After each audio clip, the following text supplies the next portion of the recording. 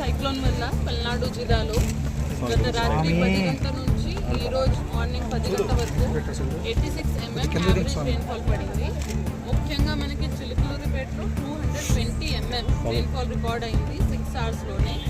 దాని తర్వాత ఎడ్లపాడులో 170 mm, దాంతోపాటు నాదెండ్లలో 130 mm. మనకి 22 చోట్ల వాగు స్ట్రీమ్స్ ఓవర్ఫ్లో అయినాయి. ట్యాంక్స్ అయితే ఎక్కడ ఇబ్బంది లేదు, అక్కడ స్ట్రక్చర్ బ్రీచ్ అవ్వకుండా చూస్తున్నాము. ఎన్హెచ్ దగ్గర కూడా ట్రాఫిక్ డైవర్జన్ చేయడం జరిగింది. ప్రతి చోట ఎక్కడెక్కడ ఇది వాగు స్ట్రీమ్ ఓవర్ఫ్లో అయింది లేదా ఎక్కడ కాలనీస్ లో లైన్ కాలనీస్లో వాటర్ స్టాగ్నేట్ అయింది అక్కడ జేసీబీస్ పెట్టుకుని అంతా క్లియర్ చేయడం జరుగుతుంది.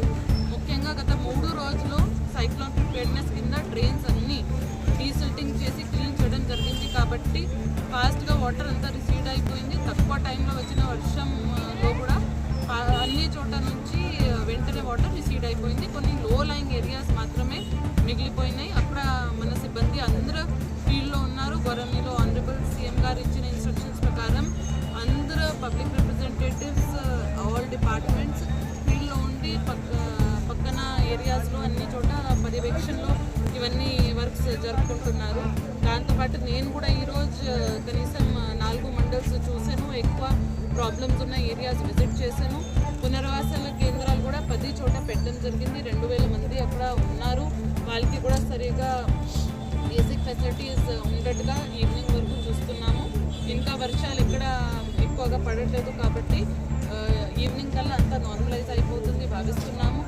అగ్రికల్చర్ పరంగా 4400 హెక్టర్ మనకి మునిగిపోయినట్టుగా రికార్డ్ అయింది ఇప్పటి వరకు. దాంట్లో కాటన్ పంట ఎక్కువ, మీ అందరికీ తెలుసు ఇప్పుడు కాటన్ హార్వెస్టింగ్ జరుగుతుంది కాబట్టి వాళ్ళకి కూడా అడ్వైజరీ ఇష్యూ చేయడం జరిగింది. ట్రెంచ్ కొట్టేసి ఆ ఫీల్డ్స్ నుంచి కూడా వాటర్ వాగుకి వెళ్ళేటట్టుగా అన్ని చోట్ల